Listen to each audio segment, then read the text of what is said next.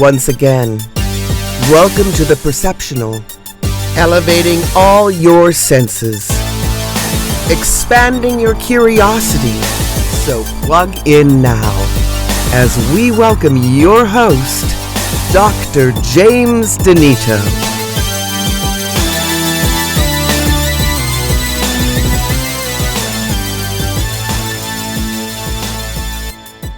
Welcome back. The Perceptional, episode number 5. I'm glad to be here. I'm glad you're here. We must be doing something right. As of now, we're already being listened to and seen in over 11 countries and more than half of the states in the United States, and we're just getting started. We've got a lot of great guests coming up. Every week will be a mixture. One week will be a short one, me discussing something, and then every other week we'll have a guest. And boy, we've got some great ones lined up. I hope you've seen our guests in episode 2 and 4, and you'll know what I'm talking about. Today, my interest was brought by a little thing in the news about the Taliban. Oh yes, they'd been around a while, and thank goodness we don't have that kind of oppressive rule in the United States, but who are we to judge how people want to be governed? Except they decided, not so much recently, long ago, to ban music. Now, the reason they're in the news lately is they have stepped up the efforts. They have become very aggressive. There is now stories on major news networks like NPR even. We are seeing them burning anything that could be considered a musical instrument. There's going to be penalties, punishments, jail time, perhaps even death for singing inappropriately. How far will this go when we talk about the suppression of music? We have in the United States, efforts were made long ago to ban certain words. We had certain songs that we would not be allowed to say, or a pledge perhaps. We even hated certain genres of music, and we even attempted, we'll say, to ban those musics, but they survived. Because it's America. You can just walk away if you don't like it, cover your ears, make a comment, but at least people have the freedom to create music, and if somebody likes it, good for them. Well, we are seeing a group of individuals with a very suppressive, in my opinion, lifestyle for people, and they say music is evil. Music is the tool of darkness, not of God, not of the prophet. How far does this go? Will we see music considered music if you are humming a lullaby to your child who needs it to go to sleep? We'll ban music at weddings, music at funerals. Maybe you won't even be allowed to hum in your head because that will be heard by some person nearby who wants to report you in for creating music, and you're not even allowed to enjoy yourself with work. We have to figure out why this is so and why it's so important to us that we don't lose music. Sound, therefore, can be something that is informative. It can be something that is noisy, chaotic, hurtful, and painful. And in between it all, we have the music, the melody of life. We'll talk about sound as a vibration first. Sound as a vibration is a waveform, and it has to be conducted in some form of a medium. That medium could be air or water. Is there anything in space where there's neither, in any manner that we're used to seeing as a solid or a gas? Is there something to conduct sound in space? And the answer is yes. Electrically, there's a form of buoyancy to it all, and it's called plasma energy. We can even say the emptiness of space is where, from a religious standpoint, he spoke and said, "Let there be light." So we have a religious beginning that the sound, a vibration, the spoken word, was necessary for light to condense upon. And we have some pretty good physics. When I co-authored a paper on black holes, the physics of that was very complicated, trying to merge quantum physics, where we have a whole set of rules, with the other more, let's say, common physics of relativity, And those are the things that help us understand why the apple falls from the tree and how satellites stay in space. Where they merge is where the difficult thing begins. And that merging point is also how light and sound merge. For instance, light, we can say it's a particle, it's a wave. Those are two different properties, but how did it coexist at the same time? Because we found that the light, the photon, a particle, collapses into a different state of energy, the waveform, when you observe it. The presence of your consciousness changes the behavior of light itself. And now we begin to see that thing called light interacting with another source of energy, another one of our senses, starts to build matter. So we have to pay attention to sound, and boy, there's music everywhere. It just so happens that the wind can be beautiful or it can be annoying. We have birds singing, crickets, frogs. Sometimes that can be annoying, I know, but there is a form of melody all about us. We've even had our satellites listening to what other planets say and what comes from deep space, and it's an eerie sound, but nonetheless it is musical. So we are built to understand and hear this as part of our senses. We are attracted to something nice, the melodies, the music of life. But we're not supposed to have music according to this particular religious group, because its source is not of good. Okay, so let's figure out let's go with some other things that sound can do for us in terms of how your brain works. The brain is a very electrical system, and it's a very hardwired system in the sense of neurons. There's a lot of fat in your brain, no, and that fat can be broken into all kind of components. But the fat we're talking about is dominantly cholesterol. And the fats are incorporated into the lining of the nerves. So if we have a wire, the myelin would be the equivalent of the rubber on the outside, and inside is the raw nerve, which in this case would be the copper wire. Now, we used to think that that myelin, which was a lot of the brain, had no purpose other than to insulate the electrical nature of the brain and to help up the architecture. We were wrong. We now know, and it's been known for quite a number of years, but more details have come out, that the myelin itself, the outer coating of each nerve, also conducts information in the form of a pulse wave, a sound wave. It actually physically propagates down the nerve so that the information that the electrical nature was carrying that gets to the end of one nerve to communicate to the next, like a speaker and a microphone, as it jumps across that gap, which is chemistry, it has a vibrational sound nature as well, which may contribute up to 30% or so, roughly a third of the quantity and quality of that information. So when you say I got a voice in my head or I got this tune in my head, you know what? We actually may be generating that sound in there because of that very amazing nature of myelin. So try and stop that when you think about the banning of music, when you think that the very basic nature of how our brain works is on the conductance of sound, and without it, we're dead in the water.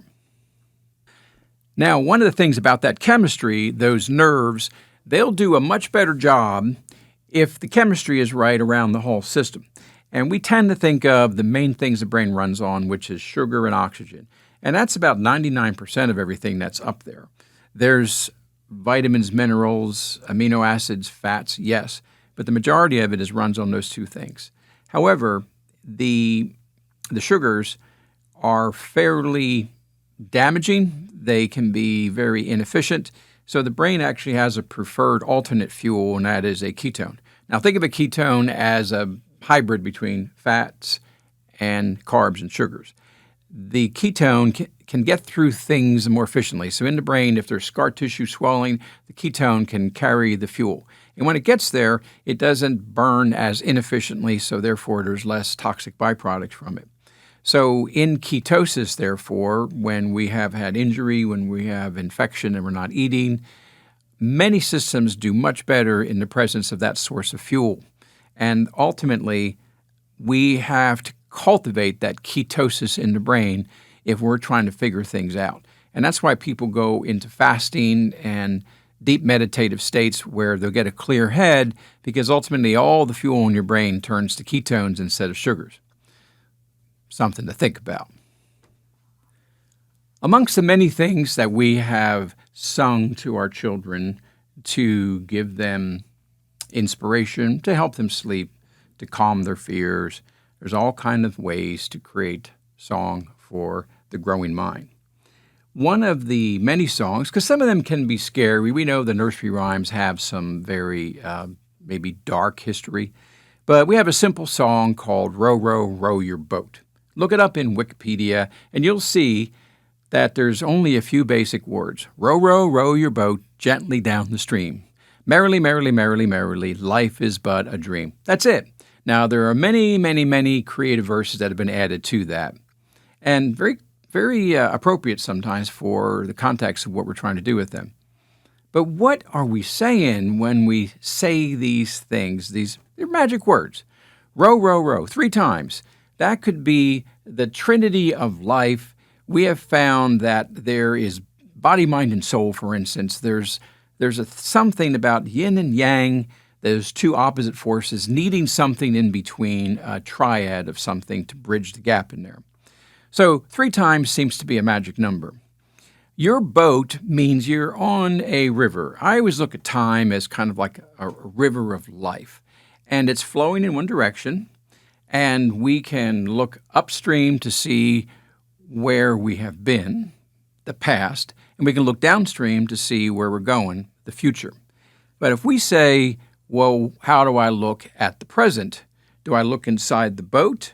I could consider that, but remember, I'm looking outside of my proximal area, so I would look to the shores, the bank on either side, not upstream, not downstream, and I would notice that I could fix on something for a split second, but then it's gone. There is no way of capturing the now because it's gone as soon as you say it, unless you got a camera, because cameras are magical. They are literally, I feel, capturing bits of life that will collect, that we can perhaps build our own heaven with when we want to go back and relive the now, the moments that were great. So if we row, row, row a boat, it means that we are trying to navigate on this river. We may want to speed up, we may want to slow down. If you think about you're on a river, do you want to try and continuously go upstream? That's a lot of work. We have to accept the fact that we are in a direction of time going one direction. We can certainly navigate and push off to the banks a little bit where the water's calmer. That would mean a much slower pace down the river instead of being in the middle where the current is the strongest and there's also the greatest risk of perhaps falling out of the boat and not touching the bottom. So let's navigate to the sides, and guess what? The closer you get to a slower pace of life, the closer you get to the banks where that now is existing. If we then go to the next verses, row, row, row your boat gently down the stream. It doesn't mean life has to be hard. It's a long-paced life. Go easy with it. Don't fight it. Think about what you're doing and where you're going. That's what the word gentle can mean in any number of ways. Row, row, row your boat gently down the stream. Not up the stream, remember? Down the stream. Merrily, merrily, merrily. Be happy. There's many of folks who have said one of the greatest purposes of life is to be happy. We can find that moment of journey, we can introspect, and we can be happy at that moment. We can be happy where we've been, we can be happy where we've gone, and we can reflect in the moment. Life is but a dream. Wow, that's a big one. That's almost as big as Dorothy in The Wizard of Oz waking up, realizing that the whole thing was just a dream. We have all kind of constructs for this reality, don't we? We have the Matrix model, we have spirituality, and therefore where we leave from here, we have dimensions, multiple universes, the quantum leaping of the consciousness. But if we recognize that this is only real as long as our conscious is here, and where our conscious goes, that'll be the next reality. So this life, as we call it, is but a dream, and it can only be taken so seriously, and that's how we can figure out why the rest of the song makes sense. So start a little cadence in your mind when you go to bed tonight and sing Row, Row, Row Your Boat. Make up your own words, but you'll see that All of this comes down to the fact that it's a song, and you're not supposed to sing that either if you happen to live in a certain part of the world with a certain religious group telling you how to think. All right, let's get to some of the other values of sound and vibration. What is the value of hearing versus sight? We've seen all kinds of sensory disturbances in our fellow humans. We saw a lot of people lose their smell and taste during the COVID epidemic. We have also seen that the older you get, the more of those senses disappear. As a matter of fact, they're actually a predictor to the end stages of life. The more we can accurately measure how much of your smell and your taste you have lost. It reflects the decay of the nervous system. So we want to keep those senses going. And maybe some of the cultures that say, let's put some spice in your food. And you know the spices down from south of here. We have all the peppers, the chili. We go around the Mediterranean, and we've got the garlic and the oregano, the oregano perhaps. We have the horseradish, the ginger, the wasabi of the Asian world. We have the curry, which is a mixture of many things, mostly turmeric and ginger again, of the India areas, and on it goes. And if we keep stimulating those parts of our sensory system, we would perhaps keep them awake longer and ultimately keep the brain stimulated more. But if we get into this endless debate where we can say we can all live without our smell and taste, but boy, when you start talking about sight and hearing, it's a big debate. How would you rather lose if you had to lose one, your sight, or would you rather lose your hearing? Well, we all start losing our sight when we're 40 or 50. Luckily, I didn't need these readers until I was past 50. But we never really go blind, and so we see a diminishment of that. And then we get them hearing aids starting in the 50s and 60s, and many of us never go completely deaf either. But we have learned to adapt to the loss of those senses. And we see what happens to the elderly. As those senses go on, their world starts to shrink, and there's more of a lackluster enjoyment of life. And unfortunately, the love and passion and the excitement of going day to day to be a warrior also diminishes with that. So we want to keep all the senses up, and if I put spices in my food to keep these two guys going, what do I got to do to keep my eyes and ears going here? So I could maybe go live in that country where they're banning music. Therefore, the only thing I would hear would be more limited stuff, the call to prayer perhaps, and some of those inevitable things they couldn't suppress when Mother Nature makes the sound like of thunder, or so to speak. But that's not really the secret, is to avoid certain things. We lose these senses because they're not being maintained by metabolic processes in the system. So today our show is about sound, and what are we going to do to maintain the integrity of our hearing? Okay, so the secret to preserving our senses, but today specifically the hearing, is the same for almost any body part. The disease process that we call aging all begins with the diminishment of blood flow. And from the loss of that blood flow, the inability of those cells to maintain the repair, the nutrition, the waste exchange, all goes downhill. So the inner ear, the hardest part of the skull, called the petraeus bone, is not, you heard the word petrified in that same word there, so it shows how hard that bone is in there. It's very hard for blood flow to get into that part of the skull, hence the inner ear where the hearing processes and equilibrium are maintained. So that area is going to start losing blood flow, and ultimately that's what the ringing in the ears is basically nerve cells, little hair fibers dying off from lack of blood flow. They may be blamed on loud noises that have damaged them, but they could repair themselves if they had enough blood flow.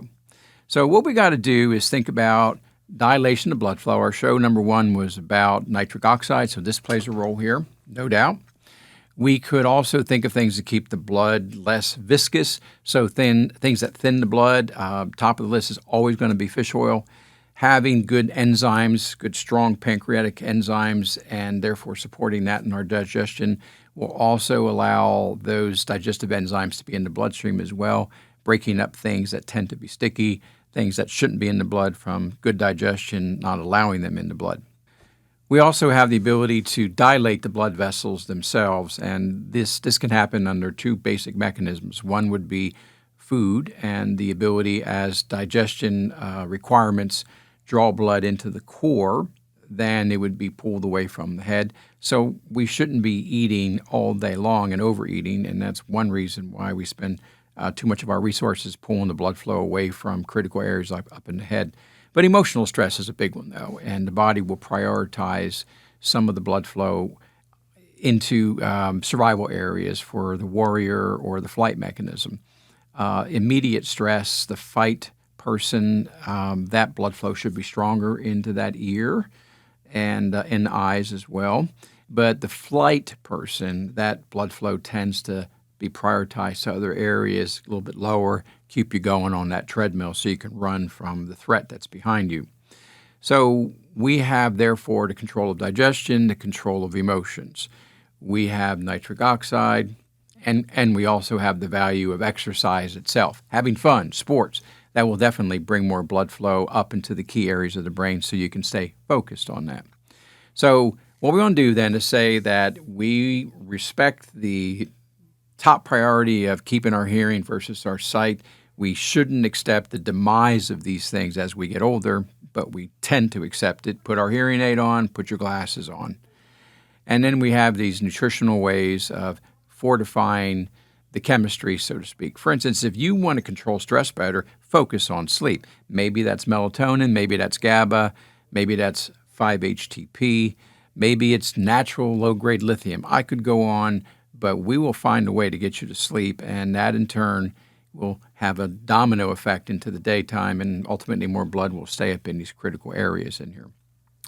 Okay, so next we could also have the value of listening to music. Oh yes, I'm going to say it. We need music, and we are surrounded by music. Everything is better with music. You know, when they make a great Hollywood movie and then it goes to the orchestra to score the music, and boy, does that enhance the value of what you are seeing. Everything needs music around it. Whether we know it or not, our brain will find a way to get into some form of melody with life, get in the vibe of things. So we need some music in our life, and I'm going to encourage people not to be distracted with earbuds in so you don't hear anything and you get knocked over by someone running past you or driving past you. We want music to be in the background. We don't want to always be aware of it, but we have to be aware that it has value. Now, I know you go into a grocery store or a department store, and they have certain music that will make you want to do certain things. Buy more of this, buy less of that. They can use that to steer your consciousness. I get it. But you have the ability to still have some common sense, and it's not that strong of an influence. It's not like you're getting into some deep hypnosis when you walk into a store. Just allow the music to be what it is, basically a survival mechanism and a thrival mechanism at the same time. Now, if we had to say, what if I just want to go to the most rudimentary thing about sound and its vibration, we could say, yes, there is a vibration that we do well with, that we can hear, and it's in the range of about 30 to 50 hertz. A hertz is a cycle per second, a beat per second. So 60 hertz comes out of our walls, and that's the hum, the buzz of like an electric shaver. But anything slower than that, as we get down to even half that, is more magical to the body. It may make blood flow percolate and perfuse better throughout your system. It will also allow tissue to tighten up. Vibration can also bring things together. This would be like if we had osteoporosis, being in a certain frequency of vibration in that range, 30 to 50 hertz, will tighten up your bone, and we have seen that improve osteoporosis. It also migrate tissue closer together in injuries. It'll help bring things out of a bruise area, for instance, with the right frequency. So we also have devices that are something that create a form of energy, a frequency that you lay on or put yourself in that are supposedly healing. Those are not sound frequencies, so we are dealing with more higher up items on the electromagnetic spectrum, so we're not going to talk about those. Right now, let's talk about things that we can actually hear, and therefore we either have a device that we get against, we stand on, we sit on a vibration plate, or we use music. And just pick something that doesn't offend your neighbors too much. But please have some music in your life. And all we need is 10, 15 minutes a day. On your own, share it with people. Have a moment, most of the time not be in your car. You might even find a different radio station to wake you up in the morning, and that could be your little charge for the day. In other words, don't wake up with somebody talking about bad things. Find a station that has music to wake you up, and you might be surprised how much more energetic your day is. Okay, and now let's wrap up today's session with something that we need to think about again.